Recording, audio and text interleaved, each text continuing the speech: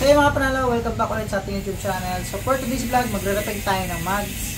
So ito nga pala yung ating X1R na 8 spokes. 8 spokes nga ba to? 1, 2, 3, 4, 5, 6, 7. 8 spokes natin X1R. So ang size ito ay 1.85, 2.50. So ito yung mga pang GP ano. So ito nga pala yung kulay niya, stock kulay niya. So kulay black siya. So dito na-skip na namin sa inyo. Hindi namin pinakita lahat. So dito, ginawa namin kanina is nagliha kami. So kailangan nyo kasing pagaspangin yung kanyang stock na kulay, then saka tayo magre-repaint. So ito na yung ating tawag dito, X1R mags. Kulay black siya mga bossing. So abangan nyo at ating i-repaint itong mags na to. So yan, kulay black yung kulay niya. So ano nga bang gagamitin natin pintura mga panalo? So ito nga pala yung pintura natin gagamitin. So bakit ang dami? Siyempre pag nagpipintura kayo, huwag nyo titipirin. So gumamit tayo ng samurai paint sa pintura. So ito yung tinatawag natin na tawag dito, clear, tapos red. Yan. Siyempre bumili rin tayo ng base coat, white. Siyempre kailangan ng base coat na white. Siyempre kailangan natin ng top coat, clear. So kailangan din natin ng primer. So sa primer bumili ako ng 2 piraso. Asan na ba yan? Ito. So ito yung ating biniling primer. Ang code niya ay ano, UCH210. Okay? Tapos ito yung primer, ito yung kauna natin gagamitin.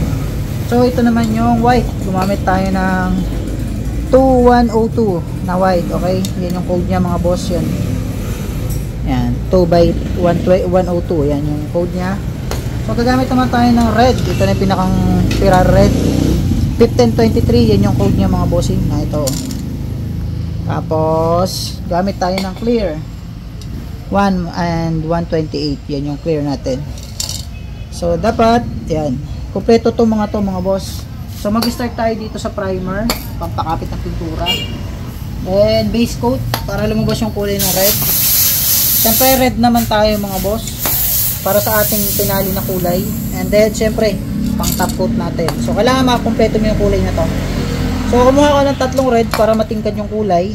Then bumili ako ng clear pang top coat natin mga boss. Tapos white, so tag-isa silang white mga boss. Tapos primer, tag-isa din. So pag magpipintura kayo, lalabisan nyo lagi. So 3 clear ko. So kung susobra man to, di ayos, may matatabi pa tayo. So ito yung red natin mga boss. So dito tayo mag-start sa primer. Then white, base coat. Siyempre yung kulay na napili natin, red. Siyempre yung ating pinakang pampakintab, clear, pang top coat natin yan. So yung mga boss, update natin kayo mamaya pag natapos na natin, pag nagpipintura na kami, then starting and then hanggang matapos. So first step, kailangan hugasan nyo ng mabuti yung mags, tanggalin nyo yung pito, kahit yung bearing huwag nyo nang alisin. So kanina ginawa namin dito, hindi ko nasali sa mga video ko. Ginawa namin kanina is naglinis kami ng mags muna, tapos ang ginawa natin, nagliha tayo ng ano dito, ng 1,000 paikot para magasgas yung mga pinturang stock. Pangalawa ay sinabon natin siya, tapos nilinis natin ulit siya, binalawan natin ng tubig. Pangatlo ay tinira ko siya ng butane, no, para tuyong-tuyo siya, para pa nag-apply tayo ng pintura kapit agad. So yung mga panalo, abangan nyo yung kulay nito. So black pa yan. Alright, thank you.